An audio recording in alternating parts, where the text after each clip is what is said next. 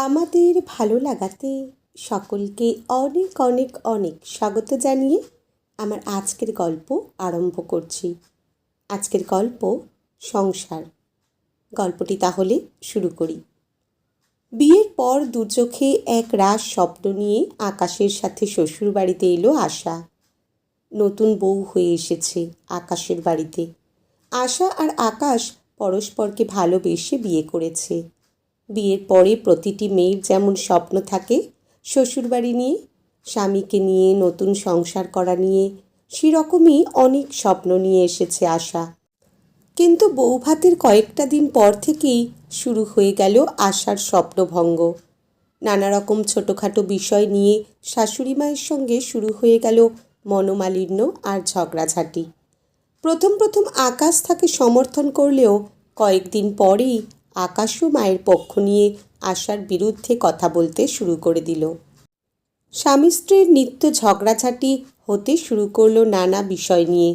সেটা খাবার তৈরি করা নিয়েই হোক, বাজার করা নিয়েই হোক, ঘরের কাজ করা নিয়েই হোক, আর আশার অফিস যাওয়া নিয়েই হোক, বা যে কোনো ছোটো বড় বিষয় নিয়েই হোক।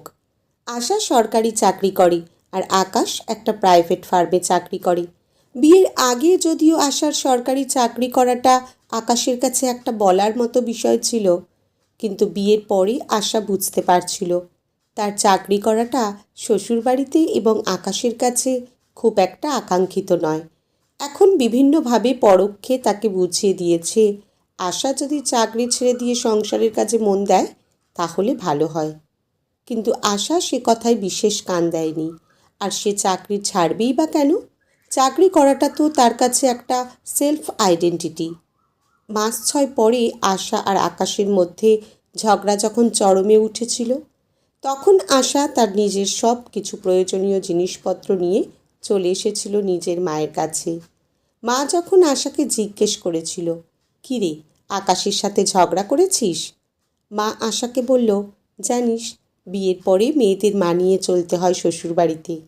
বিয়ের পরে শ্বশুরবাড়ি তো আসল পরিচয় মেয়েদের।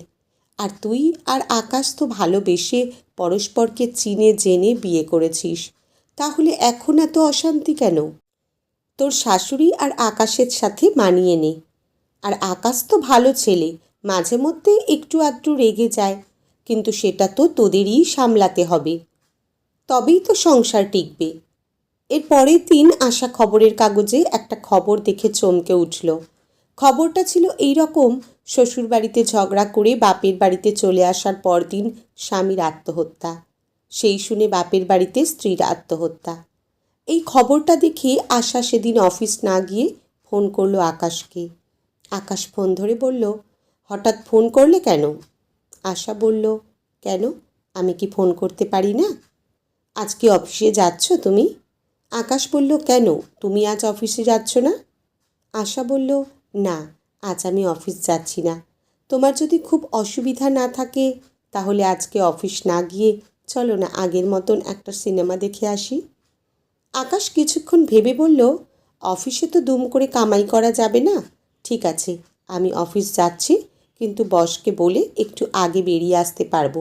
বিকেলের দিকে চলে এসো, দুজনে মিলে একসঙ্গে যাব সিনেমায়, আর সিনেমা দেখে বাইরে কোনো রেস্টুরেন্টে খেয়ে নেব।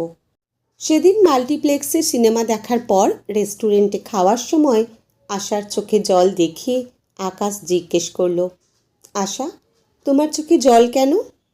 আশা বলল, আকাশ, বাড়িতে আমার ব্যবহারের জন্য আমি সত্যি খুব লজ্জিত। আকাশ বলল, আশা, ভুল সকলেরই হয়, আমাদেরও ভুল হয়েছে, বাদ দাও ওসব, এসো আমরা আবার নতুন করে শুরু করি। আকাশ আর আশা বাড়ি ফিরে এলো একসাথে। এরপর থেকে আশার ব্যবহারে অনেক পরিবর্তন দেখা গেল। সে এখন আর কথায় কথায় তর্ক করে না আকাশের সাথে বা তার শাশুড়ি মায়ের সাথে। আশা আর আকাশ এখন সংসারের কাজকর্ম দুজনে একসাথে করে। বিকেলে যে আগে অফিস থেকে ফেরে সে আগে চা জলখাবার করে আর অন্য কাজ শুরু করে। অন্যজন পরে এসে কাজে যোগ দেয়। শাশুড়িমা সকালে রান্নার দিকটা দেখেন, কারণ তখন দুজনেরই অফিস যাওয়ার তাড়া থাকে। এখন আর আশার চাকরি ছাড়ার কথা কেউ ভুলেও বলে না, বরং তাকে বলে অফিসের ডিপার্টমেন্টাল পরীক্ষা দিতে, যাতে আরও উঁচু পদে প্রমোশনের সুযোগ পায়। শাশুড়ি মাকে আবার তার গানের রেওয়াজ করার জন্য আশা অনেক উৎসাহ দেয়। মূলত তারই উৎসাহে উৎসাহিত হয়ে তিনি আবার তার পুরনো গানের খাতাগুলো বার করে রোজ সন্ধ্যায় হারমোনিয়াম নিয়ে বসেন।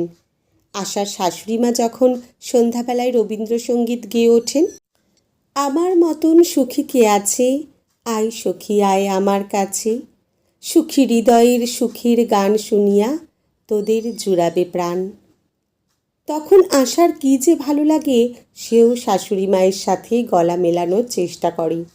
আশা আর আকাশকে দেখে তাই ওদের পরিচিত অনেকেই এখন বলে, সংসার সুখের হয় স্বামী স্ত্রীর গুণে, ইগো বাদ দিয়ে যদি একে অন্যের কথা শোনে। আজকের গল্প এখানেই সমাপ্ত।